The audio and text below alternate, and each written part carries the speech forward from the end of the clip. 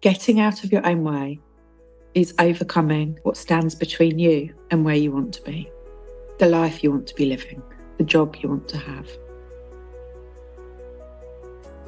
In this episode of the Get Out of Your Own Way podcast, I talk with Graham Seldon, founder of professional services executive search firm Seldon Rosser.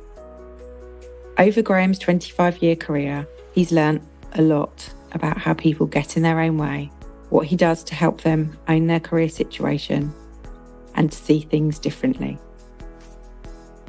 We also explore Graham's personal experiences, including his father dying when he was just 4 years old, coming out as a gay man, his fear of men in authority in the workplace, understanding, exploring, and overcoming his limiting beliefs, and how coaching and therapy has propelled his personal happiness and professional success.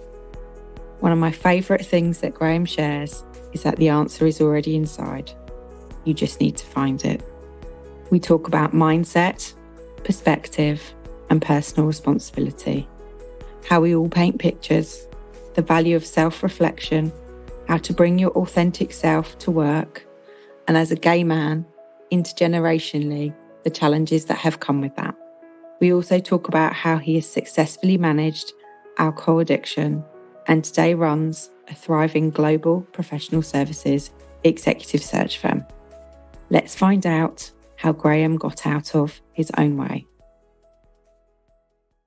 Welcome, Graham. Hello, how are you? I'm great, thank you. How are you? I'm very good, thank you. I'm excited to have this conversation with you. Thank you. So, we are here today to talk about your experience of getting out of your own way. Can you just start by telling me a little bit about yourself? Yes, I founded an executive search firm over 20 years ago, which specialises in the recruitment of executives for some of the world's most prominent professional services firms. I'm from the UK originally. I relocated to Australia. I'm now currently back living in the UK. I've spent the last 22 years in Australia.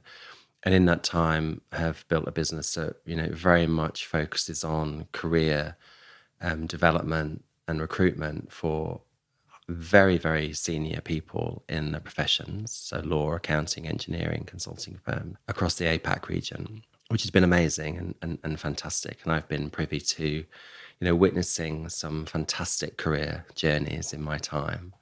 And it's, that's the sort of thing I do on a daily basis. So I spend a lot of my time thinking about other people's careers and looking at other people's career journeys. What have you noticed? What's really been very fascinating for me is that the very, very successful people often have quite similar traits, but that there are often times when the most amazing people have huge doubts about their skills or their worth or their value to an organisation. And that's always surprised me because I come from a very working class background. I was educated to degree level, but not in a fancy university, and I didn't get a fancy degree. But most of the people I work with are highly qualified, have had amazing life experiences, came from great backgrounds generally. And so I always felt that these people had it made and it would be really easy for them. So it's been really, really interesting for me to see that sometimes along the way, people who've come from the most amazing backgrounds, for the most amazing educations, can actually find themselves in a place where they doubt themselves or they become a barrier to their own success, which is something that personally I've also experienced. So I think what you're doing and the podcast that you're putting together will be really interesting and really helpful, because I think sometimes the biggest challenges that we have in life and also in our careers, and I believe the two are very intrinsically linked, they often come from the same source, which is you, the individual. And so some people who are incredibly successful have navigated a way of dealing with that. And other people who could have been as successful in terms of reaching the hierarchical heights that they wanted to reach have often not got there because they've got in their own way. How did you reach the conclusion that it's often the individual in their own way? Because when the role that I have is I work in a niche industry, and so often I come across the same people over time. There are some candidates that I've placed 6-7 times in their career. So you do see in a small sort of market the same names, and I can reflect back and think to myself, well, you are a peer of this person. This person's reached this height. You didn't. You came from the same sort of background. You had the same choices. You had the same experiences. Why didn't you? And there's always a story. There's always a reason why.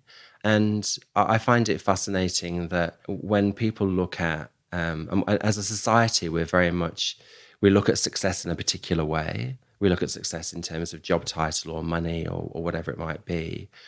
But actually, it doesn't always mean that you're the best person in the market to do that particular job. It just means that you're either there at the right place at the right time, or you had the capability to push through, or you didn't have personal barriers that other people had.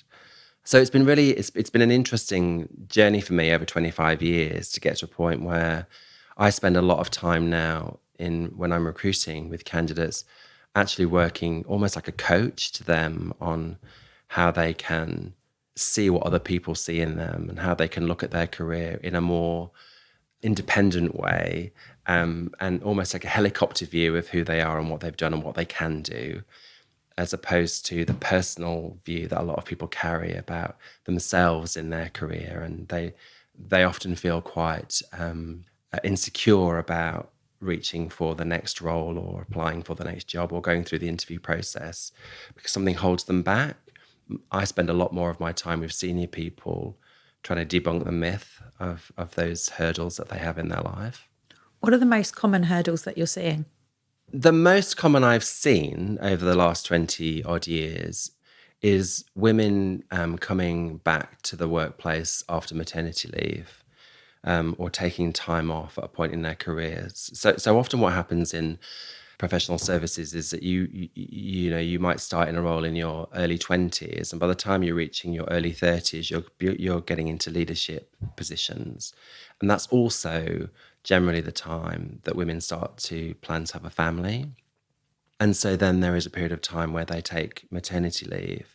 And sometimes they might take 2 or 3 maternity leaves over that next 5 or 6 year period of their career. And that's often when I see women lose confidence in their identity at work. And also they feel like if they've been away for a year, they're not relevant, their skill set's not relevant. Where actually we all know, particularly in professional services, a year is not a very long time. Not that much can happen in a year.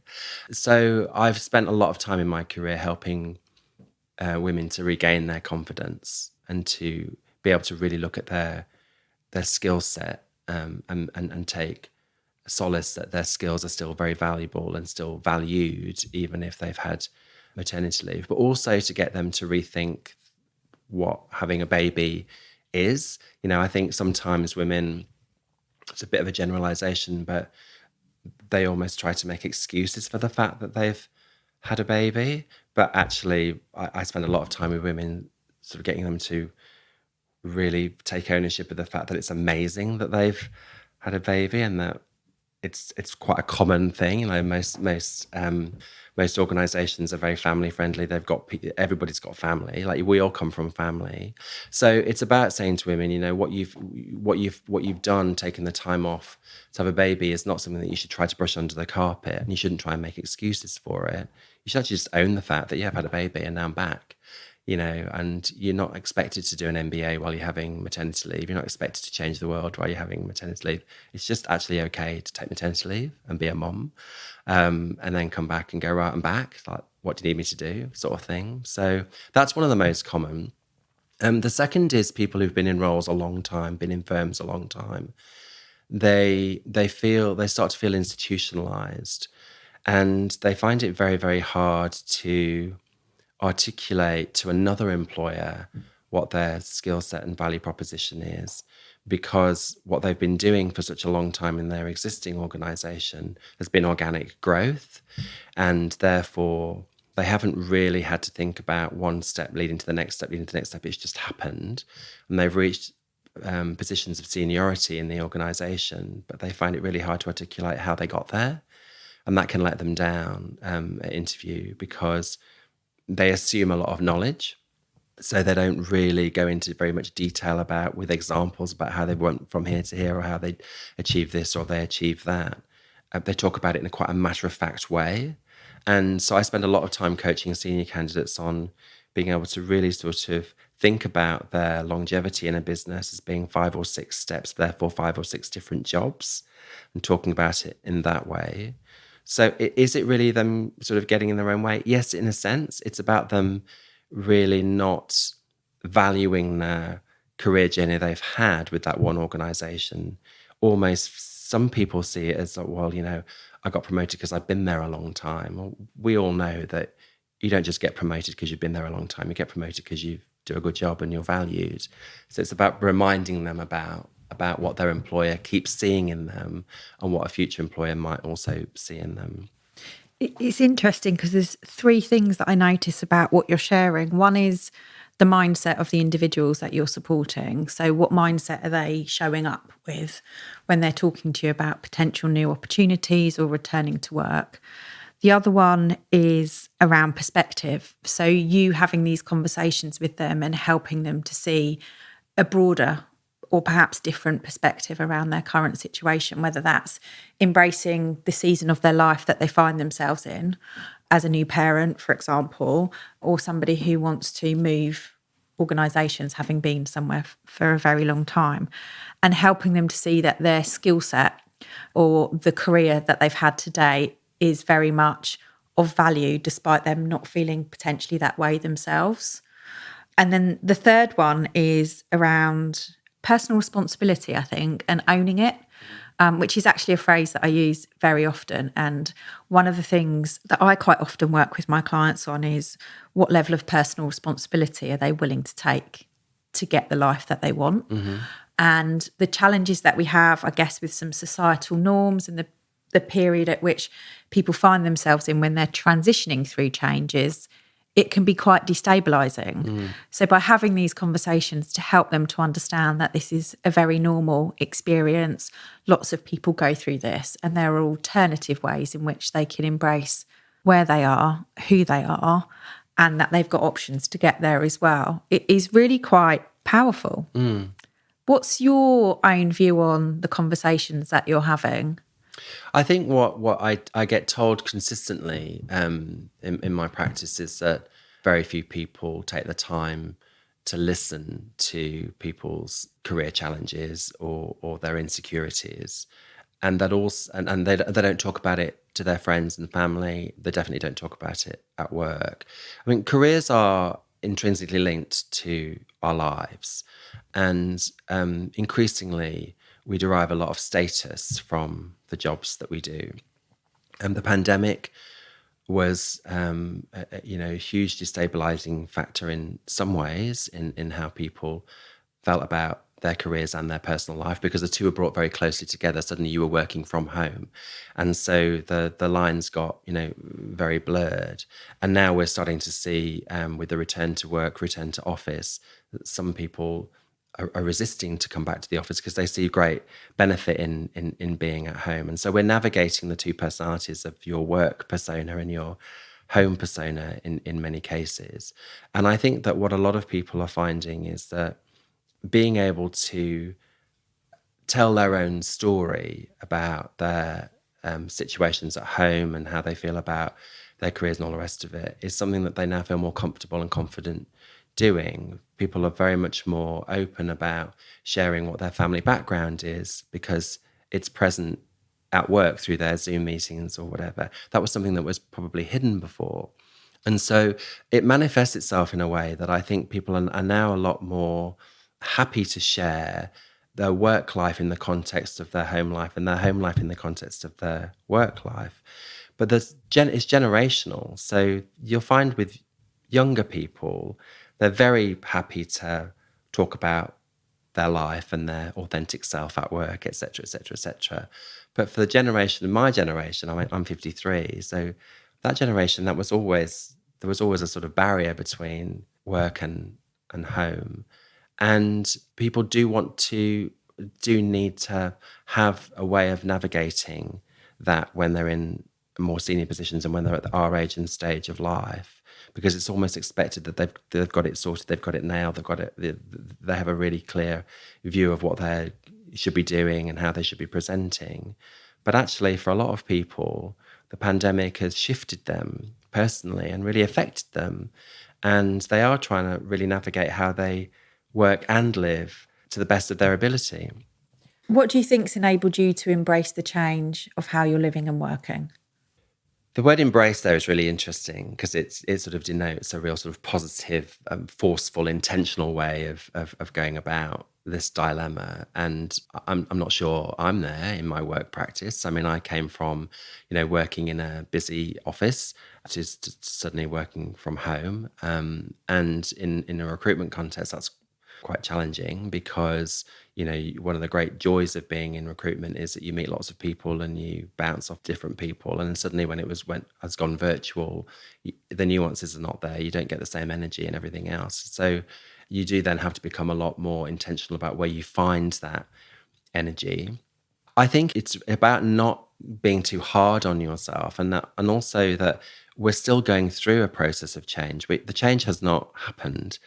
In fact, it's continuing and will continue for a couple more years, I think, in terms of how people feel about their working from home and working in the office, the benefits of one, the disadvantages of one, of another, about how they navigate the conversation with their organisation. So we're starting to see now a lot of organisations encourage people back to work. And for some people, they can't wait to get back into the office. And for other people, it's really quite difficult for them because they've now got, for instance, I was speaking to a candidate yesterday, a senior leadership executive, 2 small children under the age of 10, who has actually really, really loved having time over the last 2 years to be more present at home and to find that balance between work and home life, and really has a fear about losing that balance by going back into the office, but feels really insecure about having that conversation with her employer because in her world, it's only her that's having that problem. And, what I was able to tell her was that we're all having that issue. Like, this is not common to you. Everybody's feeling the same. So I think, how do we embrace it? I think we just have to be kinder to ourselves and understand that we're all at different variations of the same issue. And we all have different circumstances, but we have a shared and collective circumstance, which is that we haven't yet all figured it out, and it's fine to have your own story.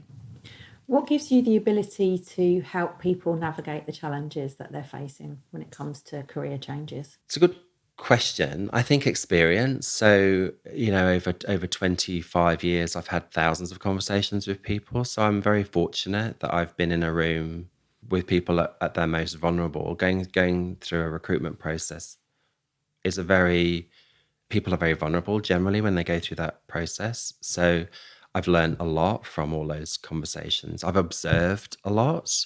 And also I can bring, I suppose what I can bring to the conversation is the fact that they're not on their own. What they're experiencing is actually not unique. It might be unique to them, but it's not a unique situation in the world of work, certainly. But also from my own personal experience, my observations personally about how in building my own career, which I've sort of done myself, so I've set up my own business and I work for myself, the sort of challenges that I've had to overcome and the help I've had to seek to get to a point where I feel really sort of confident about who I am and what I bring to the table. What hurdles have you had to face? From a career perspective, a hurdle that I've faced, which I know other people have faced, was a hierarchical hurdle. So when I first started up Seldon Rosser, we're a business that has a lot of very high-end global professional service firms. So I think the biggest law firms in the world, the big 4, the most successful sort of consulting firms, they're all our clients.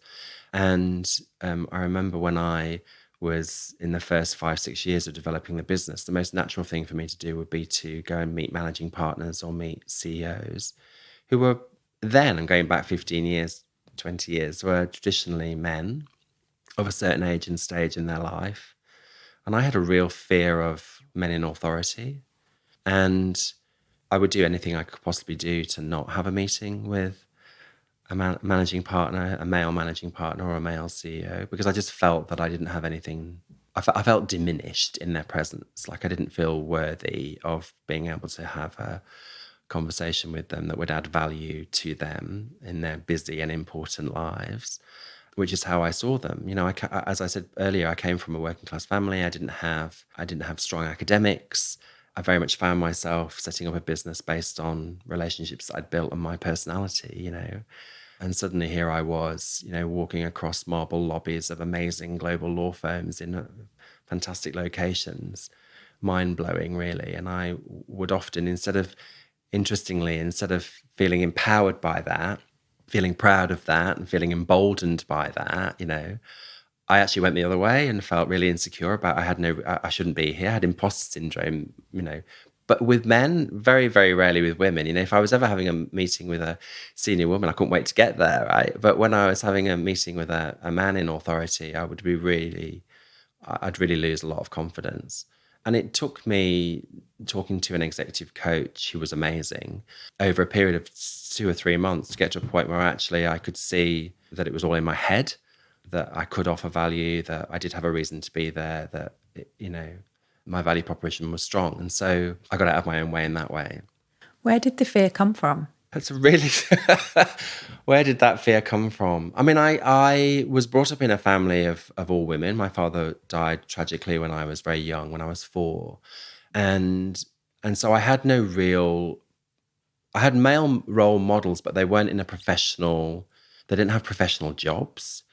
So to me, it was meeting men who had, you know, reached the dizzy heights of the, you know, corporate ladder, wearing beautiful suits, you know, obviously had money, came from great backgrounds. You know, you paint pictures. This is one of the things I've learned in my job, is that people paint pictures of other people that sometimes are just not true. And then you believe the persona that you've created on that person. You know, this person's a CEO, therefore they must be successful in every single way, you know, et cetera, et cetera, et cetera. This person's a managing partner, therefore they must be amazing. And actually, they've all got their own issues. They've all got their own problems. They're all humans. And so for me, it was a case of I'd never met people like that. I didn't know how to relate to them. Also, I'm gay. And so there was a real... and I didn't understand this at the time, but that was a real barrier for me because, again, a lot of these men were overtly, in my view, overtly heterosexual. I mean, they may not have been, but again, painting pictures of people, you know, I could never imagine at the beginning of my career that there would be an out gay man as a managing partner of a global law firm. It just wasn't talked about, wasn't visible. There was no visibility around gay people at senior leadership levels at all. And so whilst I didn't appreciate it at the time, going through coaching got me to a point where I actually realized that I was bringing to the table this real sort of baggage around the fact that not only was I working class, but I was also gay. And therefore, what value could I possibly add to a conversation with a senior heterosexual professional man, you know? Now, I mean, give me a meeting with 5 male managing partners, I'll wipe the floor with them, you know, like it's just, but that was a massive barrier for me. And I wouldn't have got through it had it not been through coaching. It's really interesting to hear you talk about identifying painting pictures which are inaccurate, and then the gravity or the weight of the narrative that gets built up around that story that you're either telling yourself or you're telling about other people, and how you recognised that people do that, or we all do that around other individuals, but actually putting the mirror up against ourselves and see when we're doing it to ourselves as well. Yeah. I'm curious, what got you to seek support for the problem you were having around men in authority? I recognised in myself that it was a debilitating fear. And increasingly, in order to develop the business, I had to put myself in the position where I could be confident in those situations. And it was really detracting from the success of the business, me not being there. So I knew I had to do something about it. And I was introduced to an executive coach. In my career, I'd heard people tell me about executive coaches, obviously, but I'd never actually been in the presence of one. I thought at the time it was all a bit hokum, to be honest. Now I realise the absolute value in that. And I think I remember by ringing this particular executive coach and saying, "Oh, I only need one session," and I think I had 6, and I could have had a lot more. What was the impact of addressing the situation? Huge, because actually I realised that, and this is something that I see in other people, is that I had not recognised that there was a personal reason that was creating a barrier in my career life. So, we have these personas, our domestic persona and our work persona. And I hadn't realised that in order to be more authentic and present at work, I needed to do the work on the thing that was holding me back in my personal life, which was the story that had got me to a point where I was, understood why it was that I had a fear of, an unnatural fear, or an unnecessary fear, should I say, of men in authority. That it was all constructed in my own brain through social context of the class that I came from, the sexuality that I had. All of those things were things I could work on. And I've hopefully now give that power to other people, because often when I'm in a coaching situation with a candidate, I try to get them to overcome some of these personal barriers that are sticking points in them getting to the next point in their career through my own sort of experience in overcoming that. So what would you say your major lesson has been? I think very important for people to, and for me, to understand the value of self-reflection, and also to understand your own story, and that your story of life, your life story, actually is hugely influential on your career story. And that things that you think are disconnected from your career. So, I'm at work now, so I'll put my personal life on hold while I'm at work and all that sort of stuff. It's impossible to really do that successfully, because it will come back to bite you in the end. So I see a lot of people who get to a point in work where they get burnout, or they become addicted to something, and they use those as props to get them through. And the lesson that I learned very early on was that it's actually fine and really important to seek help and do the work on sharing your own story, whether it's with friends or with a professional or whatever. It's actually quite important to know who you are and what you are and where you are, and to use that as a powerful thing in your career, because people are interested in people. So by developing your self-awareness, you've been able to fulfill your potential? I think one of the things I say to candidates is that if you understand the instruction manual for your life, then you can use that really well in your career. And what I mean by that is that we're all learning as we go through life. Every year we learn something else about ourselves or about something. When we're at work, we're not just enhancing our skill set every year and adding to our skill set every year and our experience, but we're also adding to our life experience. And understanding the lessons that you learn in life can actually help you also understand how to navigate obstacles in your career. If that sort of answers that question a little bit. I don't know if I have answered that question. I'm just sat here reflecting actually on what you were talking about earlier around your work persona and your life persona, and the intergenerational differences between the younger generation bringing their full authentic self to work, being very values focused and actually wanting more from employers, versus your self-described generation of you had to show up as a professional, you didn't necessarily embrace your personal life at work, and how the pandemic's really sort of leapfrogged us into a different place. But then I'm listening to you share how you've developed your own self-awareness and how you've recognised how your personal story has truly impacted your career, and actually by working on yourself personally, you've been able to accelerate your career but also support others to make the connection between being their true selves and being successful at work. Yes. One of the observations I've made in careers over the last 20 years and in life over the last 20 years, and they're big reflections actually about the world of work now, is that as a gay man 20 years ago, you just would not bring that to work.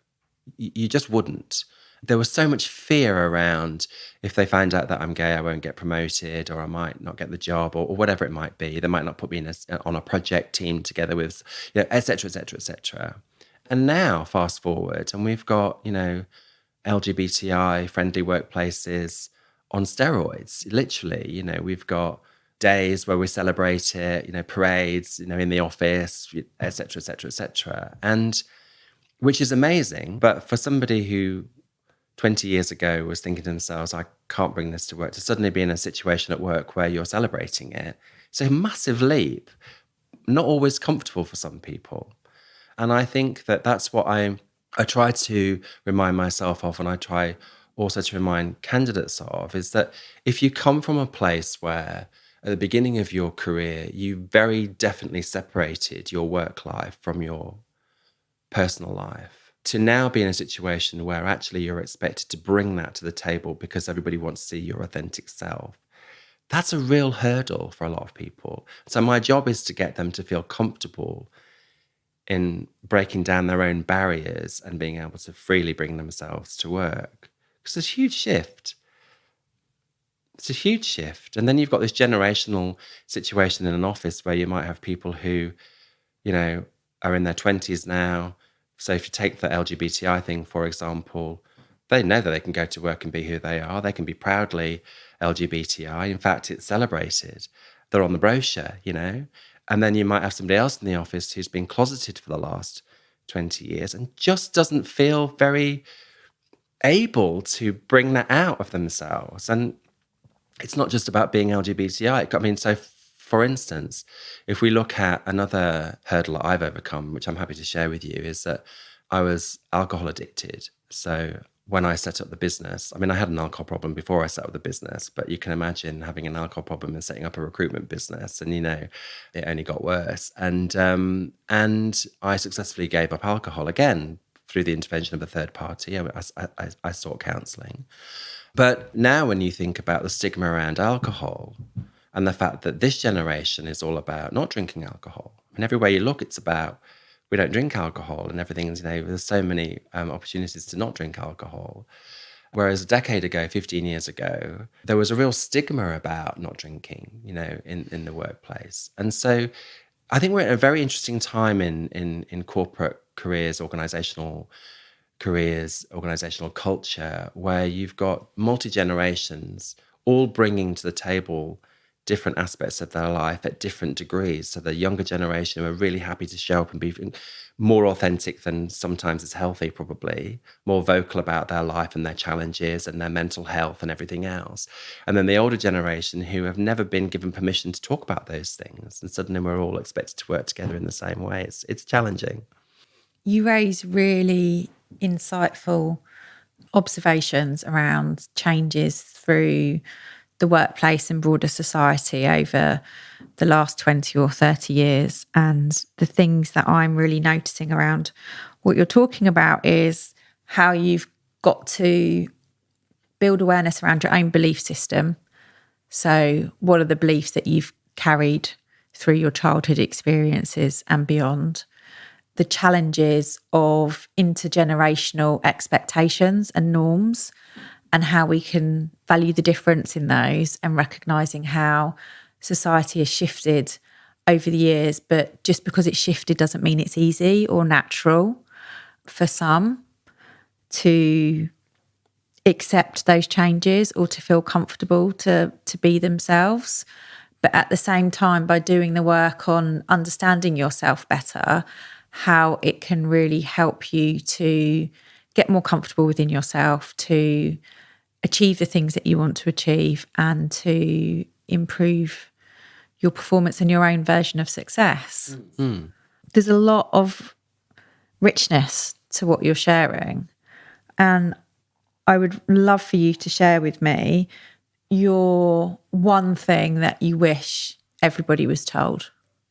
I think I go back to the instruction manual and analogy. I think if people were taught really early on that everybody is wired differently, every single person has a different experience in life, but the collective experiences that you have make up the way in which you approach life, and that it's important to reread your manual and to often maybe even get somebody to help you interpret your manual.